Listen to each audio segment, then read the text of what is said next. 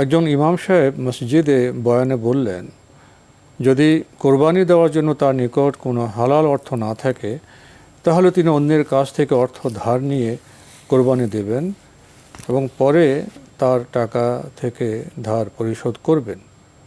এই বক্তব্য কতটুকু সঠিক? না, ইমাম সাহেব বক্তব্য সঠিক নয়। মানে ধার করে কোরবানি না, ধার করবেন না। ধার তো মারাত্মক বিষয়। যদি তার কাছে টাকা থাকে তাহলে তিনি কোরবানি করবেন এবং আল্লাহ তাআলার কাছে ক্ষমা প্রার্থনা করবেন। জি, অনেক সময় দেখা যায় যে কোরবানির সময় তার কাছে টাকা নেই, তার সম্ভাব্য টাকা আছে, অন্যের কাছে পাবেন, এখন ঋণ করলে ঋণ পরিশোধের তার সামর্থ্য আছে, সেক্ষেত্রে কি হবে? সেটা আরেক মাসালা, কিন্তু এটাই মাসালা নয়।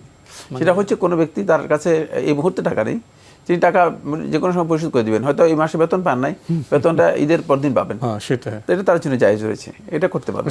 এটা কিন্তু এই মাসালা নয়। জি না, এটা সম্পূরক প্রশ্ন, এটা আরেকটি। জি, এটা আরেকটি বিষয়। জি, আমরা জানলাম বিষয়টি সম্পর্কে। প্রিয় দর্শক, আমাদের হাতে আরও একটি ইমেল পাঠিয়েছেন হাসিবুর ইমন।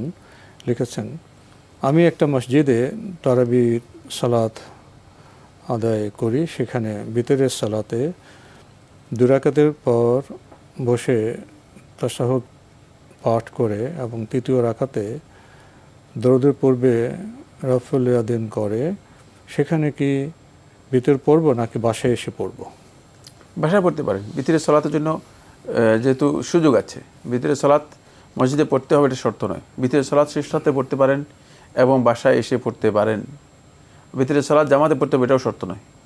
সুতরাং এক্ষেত্রে কোনো ব্যক্তি যদি বিতরের সালাত বাসায় এসে পড়েন তিনি পড়তে পারেন শেষ সাথে তিনি বাসায় পড়তে পারেন, এতে তিনি সওয়াব পেয়ে যাবেন, এটা বিশুদ্ধ অভিমত। আর যেহেতু বিতরের সালাতের যেই সূরতটি আপনি উল্লেখ করেছেন এটা ইখতিলাফি সূরত আলেমদের মাঝে, এক্ষেত্রে কোনো ইখতিলাফের কারণে যদি কোনো ব্যক্তি মনে করেন যে আমি এখানে বিতরের সালাত পড়বো না, পরবর্তীতে আমি একাকী পড়বো, এটা তার জন্য জায়েজ রয়েছে, যেহেতু বিতরের সালাত জামাত শর্ত নয়।